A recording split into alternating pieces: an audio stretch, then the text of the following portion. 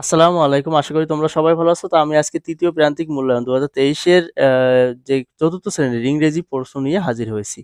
তো তোমরা এখানে দেখতে পাচ্ছ যে এক দাগে আছে চুজ দ্য বেস্ট অ্যান্সার, সঠিক উত্তরটি বাছাই করো। অর্থাৎ এখান থেকে কিন্তু সঠিক উত্তরটা নিয়ে তোমাদের উত্তরপত্রে লিখতে হবে। এখানে ২০ টা আছে, ২০ নাম্বার। তারপরের প্রশ্নগুলো তোমরা একটু দেখে নাও এখানে।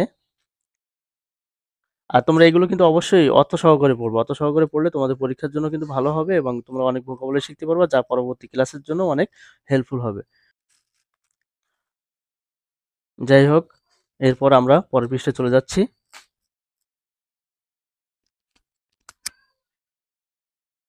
এই পরের পৃষ্ঠায় তোমরা এখানে দেখতে পাচ্ছ প্রশ্নগুলো। অবশ্যই তোমরা এগুলো অর্থ সহকারে পড়ে নিবে এবং বাসায় প্রয়োজনে পরীক্ষা দিবা। তারপর এখানে কি আছে? Read the text. টেক্সটটা পড়ো অ্যান্ড অ্যান্সার দ্য কোয়েশ্চেন্স 2, 3, 4। মানে এই টেক্সটটা পড়তে হবে এবং অ্যান্সার দ্য কোয়েশ্চেন্স মানে কি প্রশ্নগুলোর উত্তর দাও। কোন প্রশ্নগুলোর? 2, 3, 4। মানে এইটা পড়ে কিন্তু 2 নাম্বার, 3 নাম্বার, 4 নাম্বার এটার উত্তর দিতে হবে। আর এই প্রশ্নগুলোর উত্তর কিন্তু এর ভিতরে পড়ে তোমরা পাবা।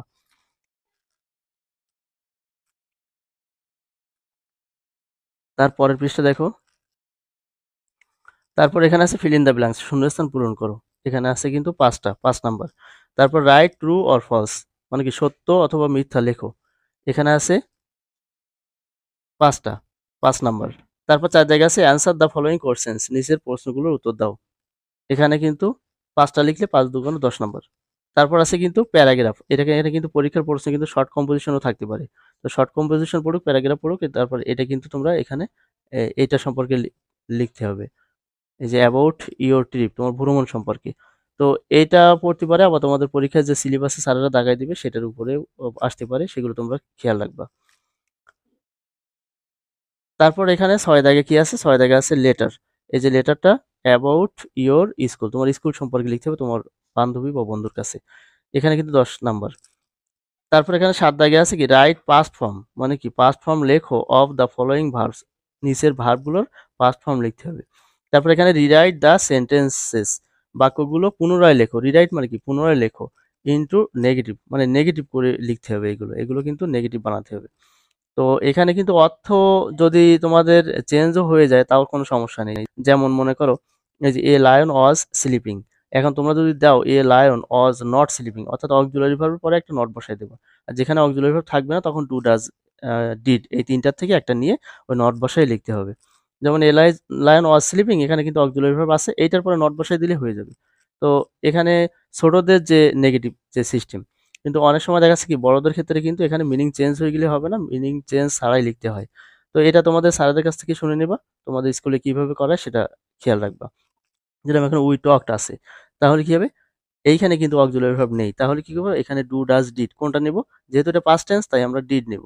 অর্থাৎ ভার্ব টু, অর্থাৎ ভার্বের পাস্ট ফর্ম থাকলে আমরা ডিড নেব। তাহলে উই ডিড নট, তারপর কিন্তু টক, এখানে এইটা বাদ যাবে। যেহেতু এটা প্রেজেন্ট হয়ে যাবে, তখন ডিড নট নেব, তখন এটা প্রেজেন্ট হয়ে যাবে। তো এখানে আলভি কি আছে? লিভস ইন ঢাকা, তাহলে এখানে কি হবে? আলভি ডাজ নট লিভ, তখন কিন্তু এস থাকবে না, ওই ডাজের সাথে কিন্তু চলে যাবে। ওই যে ডু, ওইখানে আমরা ডুর সাথে এসটা যোগ করে ডাজ নট করব, তারপর এখানে কিন্তু live. Alvi does not live in Dhaka, এটা কিন্তু নেগেটিভ হয়ে যাচ্ছে। তো এখানে কিন্তু এরকম ডিড নট দিয়ে দেবো আর এখানে ডাজ নট দেবো, যেহেতু এখানে এস আছে। আর এই সুলতান ওয়েন্ট, তাহলে এখানে ওয়েন্ট আছে পাস্ট টেন্স, অর্থাৎ ভার্ব টু, ভার্বের পাস্ট ফর্ম আছে, ভার্বের 2 নম্বর ফর্ম আছে, তাহলে এখানেও কি করবো? এখানেও ডিড নেব। তারপর সুলতান ডিড নট, এখানে কি ওয়েন্ট থাকবে না, তখন এটা কিন্তু গো হয়ে যাবে। গো ওয়েন্ট, যখন ডিড হয়ে যাবে তখন কিন্তু এখানটা আর এই পাস্ট টেন্সে থাকবে না, তখন এটা প্রেজেন্ট হয়ে যাবে। Did not go to work, এরকম করে লিখবো। তারপর হি ড্রিউ পিকচার্স, তাহলে এখানে কি হবে? হি ডিড নট, তারপর ডিড ইউ থাকবে না, ড্র, ড্র হয়ে যাবে। তাহলে এর পাস্ট টেন্সটা এরকম হয়ে যাবে, he did not draw pictures. আর যখন এখানে কোনো অক্সিলারি ভার্ব থাকবে তখন সেই অক্সিলারি ভার্বের পরে নট বসাই দেবো। তাহলে এ লাইন ওয়াজ নট স্লিপিং। তারপর এখানে আছে দেখো রিরাইট দ্য সেন্টেন্সেস, বাক্যগুলো পুনরায় লেখো ইন্টু ইন্টিগ্রেটিভ, ইন্টিগ্রেটিভ করে লিখতে হবে। তার মানে এই বাক্যগুলো কিন্তু ইন্টিগ্রেটিভ তৈরি করতে হবে।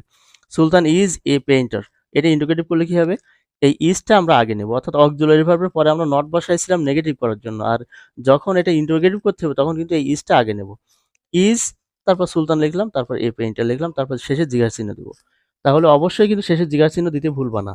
আর অক্সিলারি ভার্বটা আগে নেবা, নিয়ে শেষে জিজ্ঞাসা চিহ্ন দিয়ে দেবা। তবে উপরের ক্লাসগুলোতে আবার এটা করে যে ইজ আগে নিলাম, তারপর ওর সাথে একটা নট নিলাম। তো এখানে কিন্তু নট না নিলেও চলবে।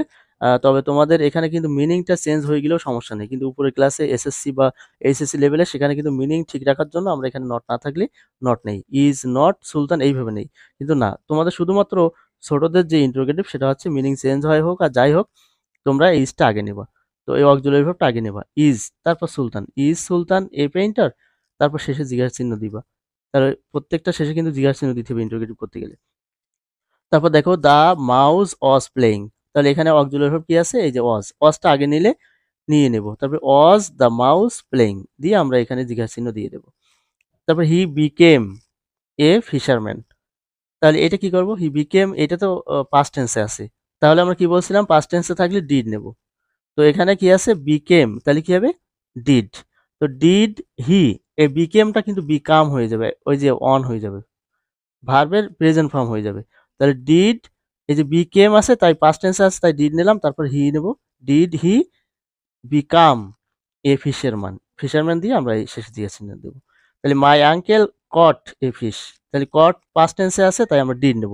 ডিড মাই আঙ্কেল, তখন কি হবে? এটা কট হবে না ক্যাশ হবে? Cash a fish. তারপর জিজ্ঞাসা চিহ্ন। তারপর উই হেল্প, আমরা সাহায্য করি। আওয়ার গ্র্যান্ডমাদার, আমাদের দাদিকে আমরা সাহায্য করি। তাহলে উই হেল্প আছে, হেল্পটা কি? প্রেজেন্ট ফর্মে আছে, তাহলে আমরা ডু নেব। Do we help our grandmother, এটা লিখে দেব। তো ছোটদের ইন্টারোগেটিভ বলি আর ছোটদের ওই যে নেগেটিভ বলি, এখানে কিন্তু মিনিং চেঞ্জ হইলেও সমস্যা নেই। তারপরে তোমরা তোমাদের স্যারের কাছ থেকে শুনে নিবা। তারপরে আছে কিন্তু রিঅ্যারেঞ্জ, মানে কি? রিঅ্যারেঞ্জ দ্য সেন্টেন্সেস, বাক্যগুলো সাজায় লিখতে হবে। এগুলো কিন্তু এলোমেলো দেওয়া আছে, এগুলো সাজায় লিখতে হবে। তারপর এখানে দেখো মেক ডাব্লিউএস কোশ্চেন্স, ডাব্লিউএস প্রশ্ন তৈরি করতে হবে উইথ দ্য কোশ্চেন ওয়ার্ড। এই যে হু, হোয়াট, হোয়েন, হোয়ার, হয়, হুম অ্যান্ড হাউ, এইগুলো দিয়ে এগুলো কিন্তু প্রশ্ন করতে হবে। তো এখানে প্রশ্ন করার একটা সিস্টেম আছে। এই যে আলবি লিভস, আলবি বাস করে ইন ঢাকা, ঢাকায় বাস করে বা ঢাকায় থাকে। তাহলে এখানে জায়গার তলায় বা স্থানের তলায় কিন্তু এই যে দাগ দেওয়া অংশটা এটা তুলে দিতে হবে। তুলে দিয়ে কোথায়? তাহলে ইন ঢাকা মানে কি? ঢাকায়। তাহলে কোথায় দিয়ে আমরা প্রশ্ন করব? তো কোথায় এর ইংরেজি রূপ কি? হোয়ার। তো হোয়ার দিলাম। তারপরে ওই যে ইন্টারোগেটিভ বা নেগেটিভ করছিলাম, কি দিয়ে করছিলাম? যে আমরা অক্সিলারি ভার্ব নিছিলাম। তাহলে হোয়ার দেওয়ার পরে তারপর এখান থেকে অক্সিলারি ভার্বটা আগে নেব, ওই যে ইন্টারোগেটিভের মতো। তাহলে হোয়ার, এবার এখান থেকে ডাজ, যেহেতু লিভস আছে তাহলে আমরা ডাজ, ডাজ আলবি লিভ। তাহলে হোয়ার ডাজ আলবি লিভ। তো the lion lifted the mouse. তাহলে এখানে আমরা কি লিখবো? এখানে আমরা হটও লিখতে পারি, যেহেতু এটা হচ্ছে ব্যক্তি না বস্তুর ক্ষেত্রে আমরা হট দিতে পারি। আবার হু দিতেও পারি, এখানে যেহেতু দ্য লায়ন আছে তাহলে আমরা হু দিয়ে হু লিফটেড দ্য মাউস, আবার হট লিফটেড দ্য মাউস এটাও দিতে পারি। তারপর Babul goes to school, Babul স্কুলে যায়, এটা কি লিখতে পারি? এটা কিন্তু এটা হোয়ার দিয়ে প্রশ্ন করব। এখানে হোয়ার, হোয়ার মানে কোথায়। এবার আমরা কি করব? এখান থেকে কি নেব? অক্সিলারি ভার্ব হিসেবে হোয়ারের পরে এখানে গোজ আছে তাই ডাজ নেব। হোয়ার ডাজ বাবুল, এবার গোস কিন্তু থাকবে না, গো হয়ে যাবে। তারপর এখানে হি ডিউ পিকচার্স, তাহলে এখানে পিকচার ছবি আঁকতো, তাহলে এখানে ছবি, তাহলে ছবির পরিবর্তে আমরা কি নেব? হট। এই যে বস্তু অবজেক্ট এবং বস্তু সাবজেক্ট, এটার ক্ষেত্রে আমরা হট নেব। আর যদি ব্যক্তি সাবজেক্ট এবং ব্যক্তি অবজেক্ট হয় তাহলে হু, আর ওখানে হুমও নিতে পারি আবার হুও নিতে পারি। তো যাই হোক, এখানে আমরা কি লিখবো? এখানে আমরা হট লিখবো, হট। তো হট লেখার পরে এখান থেকে কি নেব? ওই যে ইন্টারোগেটিভ করতে গেলে আগে কি নিতে হয়? Auxiliary verb. তাহলে এখানে ডিউ আছে তাহলে পাস্ট টেন্সে আছে ডিড নেব। তাহলে হোয়াট ডিড, তারপর হি, তারপর এখানে ডিউ আর থাকবে না, ড্র হয়ে যাবে, ড্র। তারপর এখানে রেশমা ইজ 18 ইয়ার্স ওল্ড। তাহলে বয়স জানার ক্ষেত্রে কি করব আমরা?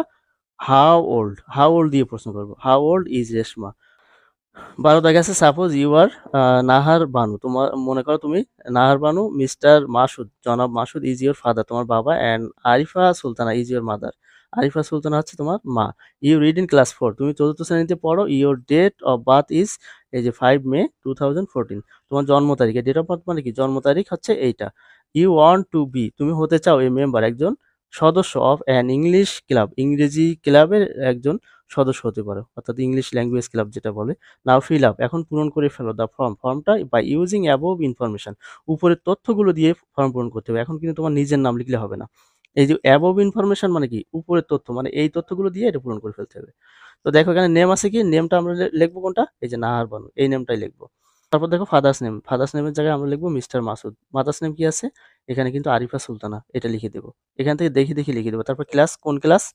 তখন কিন্তু এখানে যে এই যে ক্লাস 4, এই 4টা এখানে লিখে দেবো। তারপর ডেট অফ বার্থ কি আছে? ডেট অফ বার্থ কিন্তু এই 5 মে 2014, এটা কিন্তু এখানে লিখে দেবো। তো যাই হোক এই অ্যাবভ ইনফরমেশন মানে কি এই তথ্য দিয়ে পূরণ করতে হবে। এর বাইরে কিন্তু তোমরা পূরণ করতে পারবা না এবং পূরণ করলে সেগুলো কিন্তু সঠিক হবে না।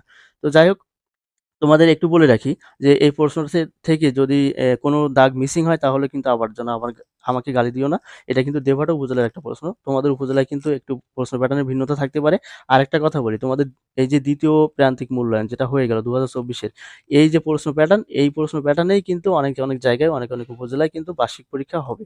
তাহলে তোমাদের ২য় প্রান্তিক মূল্যায়ন ওটার প্রশ্নও খেয়াল করতে পারো। এবং আরেকটু বলি, এখানে কিছু আইটেম আছে যে কমন, যেগুলো হচ্ছে তোমাদের পরীক্ষায় সব উপজেলায় প্রায় হয়ে থাকে। যেমন মনে করো WH কোয়েশ্চেন তৈরি করা, বা এই যে রিঅ্যারেঞ্জ, তারপরে এই যে লেটার বা প্যারাগ্রাফ যেগুলো আছে, বা কম্পোজিশন, শর্ট কম্পোজিশন যেগুলো যা বলি। আর এখানে এই যে ফর্ম পূরণ আছে। আর WH কোয়েশ্চেন একটা প্যাসেজ দেয়া থাকবে, ওর উপরে ডিপেন্ড করে তোমাদের WH কোয়েশ্চেনের যে উত্তর দিতে হবে। এগুলো কিন্তু কমন একটা আইটেম। এর বাইরে এখানে কিছু প্রশ্ন চলে আসছে। এটা যে এই বার্ষিক পরীক্ষা ২০২৪ সালের বার্ষিক পরীক্ষা আসবে তা না। এর বাইরেও কিন্তু ২ টো একটা আইটেম আসতে পারে ঘুরায় ফিরাইয়ে। তো তোমরা সবসময় ফলো করবা ২য় প্রান্তিক মূল্যায়ন কিভাবে হয়েছে। ওই প্রশ্ন প্যাটার্নটা ফলো করবা তোমাদের উপজেলায়। তো যাই হোক এই তোমাদের উপজেলায় কিন্তু এখানে দাগ কম বেশি হতে পারে, নাম্বারও কম বেশি হতে পারে এবং অন্যান্য কিছু দাগ ইনক্লুড হতে পারে। আবার এখান থেকে অনেকগুলো আসতেও পারে। তো যাই হোক তোমরা তোমাদের স্যারেদের সাথে অবশ্যই যোগাযোগ রাখবা যে স্যার প্রশ্ন প্যাটার্ন কি হবে, তাহলে ওনারা কিন্তু তোমাদের একটা সঠিক নির্দেশনা দিয়ে দেবেন। তো যাই হোক ভিডিওটি আজকে এ পর্যন্তই। তোমাদের এই জাতীয় ভিডিওগুলো পাওয়ার জন্য তোমরা আমাদের চ্যানেল থেকে বাকি ভিডিওগুলো দেখে নিতে পারো এবং চ্যানেলটি সাবস্ক্রাইব করে সাথে থেকো। আসসালামু আলাইকুম।